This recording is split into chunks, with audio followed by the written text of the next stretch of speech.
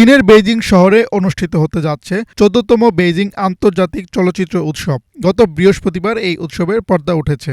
উৎসবটি চলবে আগামী ২৬ এপ্রিল পর্যন্ত। Avec un enseignant, est-ce que c'est clair? Non, je surveillant, monsieur.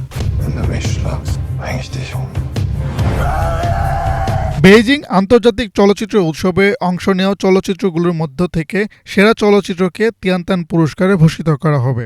গত শনিবার উৎসব উপলক্ষে আয়োজিত সংবাদ সম্মেলনে আয়োজক ও আমন্ত্রিত অতিথিগণ তাদের মতামত তুলে ধরার পাশাপাশি এটিও উল্লেখ করেন যে চীন চলচ্চিত্র শিল্পে তার স্বর্ণযুগে প্রবেশ করেছে। For me, the major point is to আমার জন্য প্রধান বিষয় হলো ভুল করা, আবেগ বা পর্দা থেকে আসা প্রাথমিক অনুভূতিগুলো হারানো নয়। আমাদের কাছে নান্দনিক এবং নৈতিক মূল্যবোধগুলি সর্বদা মনোযোগের কেন্দ্রবিন্দুতে থাকে, যে কোনোভাবে শিল্পের সাথে সংযুক্ত থাকে। এবং আমি বিশ্বাস করি যে ফিল্ম এখনও শিল্প এবং আমাদের এই পথে যেতে হবে। ১৪তম বেইজিং আন্তর্জাতিক চলচ্চিত্র উৎসবে মোট ১০০টি ইভেন্টের আয়োজন করা হয়েছে, যার মধ্যে আলোচনা সভা, রোড শো, চলচ্চিত্র প্রদর্শনী, মাস্টার ক্লাস উল্লেখযোগ্য। চীন ও অন্যান্য দেশের মিলিয়ে ৩৫০ জন অতিথি এই উৎসবে আমন্ত্রিত হয়েছেন। 真的觉得中国电影 আমি সত্যি বিশ্বাস করি যে চীনা সিনেমা এখন একটি সোনালী যুগে প্রবেশ করেছে। ব্যতিক্রমী পরিচালক, চিত্রনাট্যকার এবং অভিনেতা সহ প্রচুর প্রতিভা রয়েছে। সবচেয়ে বড় কথা, চীনে রয়েছে মনোমুগ্ধকর গল্পের ভাণ্ডার। এই গল্পগুলি যেমন গড সৃষ্টি, বিশ্বব্যাপী দর্শকদের জন্য তাজা এবং অনন্য।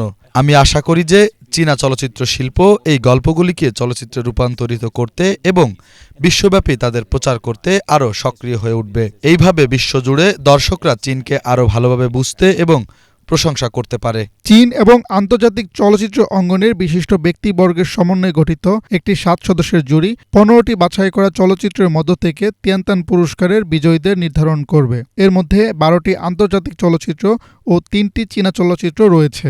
You watch the movie even not being Chinese, you watch the movie and you're proud. আপনি সিনেমা দেখেন, এমনকি চাইনিজ না হয়েও আপনি সিনেমা দেখেন এবং আপনি গর্বিত হন, আপনি উত্তেজিত হন। এবং আমি মনে করি এটি আমি দেখেছি চীনা অ্যানিমেটেড সিনেমাগুলির সৌন্দর্য। এবং আমি ক্রিসের সাথে সম্পূর্ণ একমত। আমি মনে করি যে চীন আবারও একটি স্বর্ণযুগের মধ্য দিয়ে যাচ্ছে। কেবল চলচ্চিত্র নয়, এটি ঘটানোর জন্য সমস্ত প্রযুক্তি এবং প্রতিভা রয়েছে চীনের কাছে। সার্বিয়ান পরিচালক এমির কুস্তরিকা এবছর জুরির নেতৃত্ব দিচ্ছেন। অন্য ৬ সদস্য হলেন অস্ট্রেলিয়ান শব্দ সম্পাদক ডেভিড হোয়াইট, চীনা আমেরিকান অভিনেতা ক্রিস ফিলিপস, অস্ট্রিয়ান পরিচালক জেসিকা হাউসনার, ব্রাজিলিয়ান পরিচালক কার্লোস সালদানহা, চীনা অভিনেত্রী মালি এবং চীনা অভিনেতা Zhu Yilong. Hasnat Zubair, Bangla Vision. Chaque minute qui passe est l'occasion de changer le cours de votre vie. C'est de la repère,